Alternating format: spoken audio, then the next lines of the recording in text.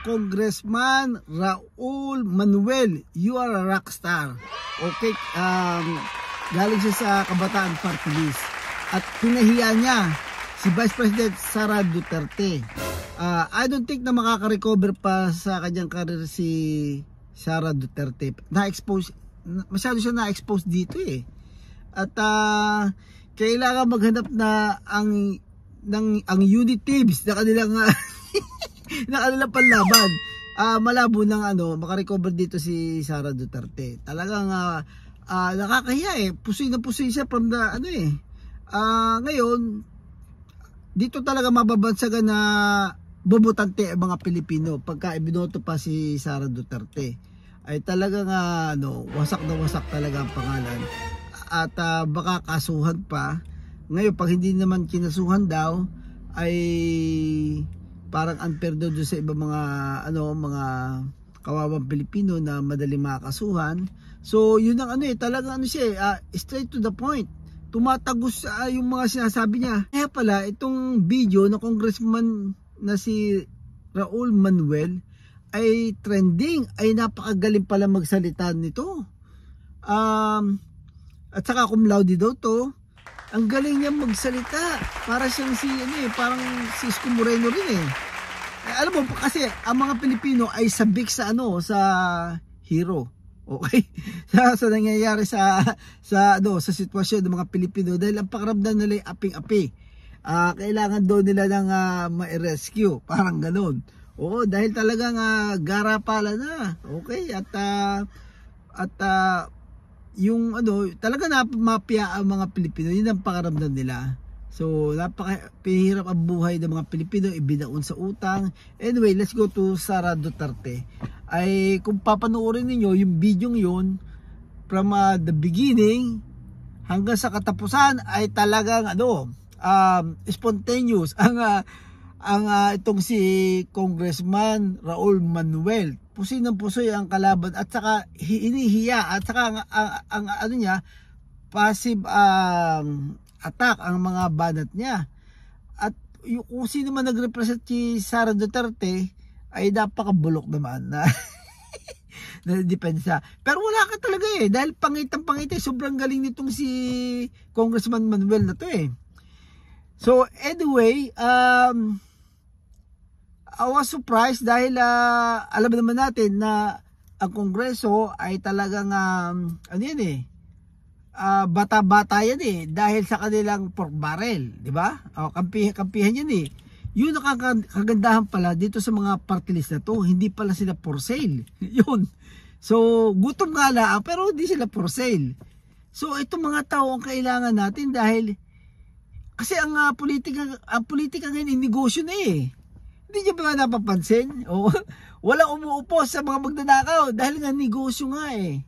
Okay, sige, magmatigas ka. Saan mo babawiin yung mga pinibigay mo noon eh. 'Di ba? So, kailangan mo ng pork barrel, kailangan mo ng project. So otherwise, wala kang kwentang negosyante. Ang politiko ay negosyo, yun eh. Pero itong mga to ay hindi nagninegosyo. Ito yung mga itong mga party list na to. So, wow. okay to si Congressman Raul Manuel, okay? Hinahamon pa niya si Bongbong Marcos sa debate. Pero that one is not gonna make sense. Hindi nga lumaban nung debate sa presidential eh. So imposible naman, imposible yun. Anyway, nakaka-frustrate nga naman na kayang-kaya natin i-justify na incompetent itong si Bongbong Marcos. Bakit ka mo? Ito na lang ha. Alam natin na incompetent to. Nagkakaproblema sa agrikultura. Okay? So, anong nangyari ay gusto niya hawakan pa rin yung agrikultura para i-fix niya problema. Ang nangyari, lalong lumala. Hindi ba? Lalong lumala. Okay sana kung lumalala. I'm gonna take over. Okay, hindi ko na kaya sikmurahin to. Kailangan masyado na mataas ang corruption dito. Okay, I'm gonna take over. Ang kaso nung nag-take over siya, lumala. At nabalita tayo sa buong mundo, napahiya tayo. Sibuyas mas mahal sa karne. Okay, itong mga bigas wala nang katapusang problema at nangako pa, yun na nakakahiya. At nagkakaroon pa ng issue sa mga kamag-anak niya. So yun ang problema eh. At from the very beginning ay sinabi na sa mga bobotante, lumalaki ang ating populasyon, lumilit ang ating resources, ay kailangan may mag-invest. Ay pag ito binoto ninyo, ang reputasyon nito ay merong record na magnanakaw, ay is not gonna make sense. Yun. So namuhuna, siyempre pagka in business kailangan meron kang rolling expenses, so magbibiyahe-biyahe ka siyempre. So yung biyahe na lang yun dami mga sumasak sa biyahe. Kung mga 14 na trip nung nakaraan, wala nangyari, walang inuwing investor. So lately meron daw mga pakonti-konti na nakakakuha. Siyempre gagawa nila ng parat, nakakahiya na eh. Hindi natin alam kung totoo nga yun o kung magkakatotoo. Minsan in the last minute may nagbaback out pa. At doon nakakapanghinayang ang mga tao. Sabi nila, kung si Isko Moreno yun mayor pa lang, ang daming pumipilang mga mga ambassador na gusto mag-invest sa Pilipinas, nakahilera na. Kaso ayun, yun nga, si Isko para ka party list yan na may prinsipyo. Yun ang nangyari. Wala kang laban talaga sa mga ang tawag doon yung M Incorporated, yun. Yun yung mga ang kakatindang kamay ng mga nagsama-sama, pero yun ang problema eh. Ngayon sila away-away dahil mukhang hindi happy sa hatian. Yun ang problema.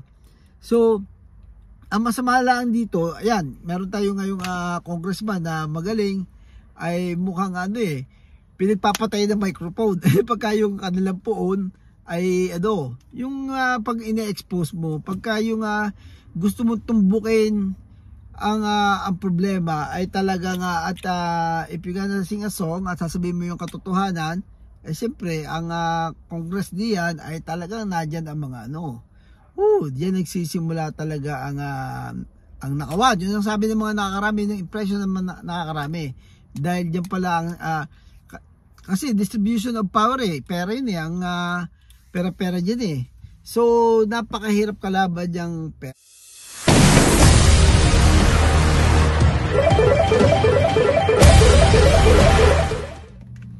Alright, okay, so panoorin niyo yung video ni Congressman Raul Manuel. Okay, maraming mga nagsusuggest sa akin bakit daw hindi ko ilagay i-attach ko yung video na yun dito. So sa akin naman ay gusto ko magkusa yung mga tao na hanapin itong si Congressman Raul Manuel. Okay, so gawin po natin to at talagang worth it na makilala nyo ang tao ito. Yun, okay.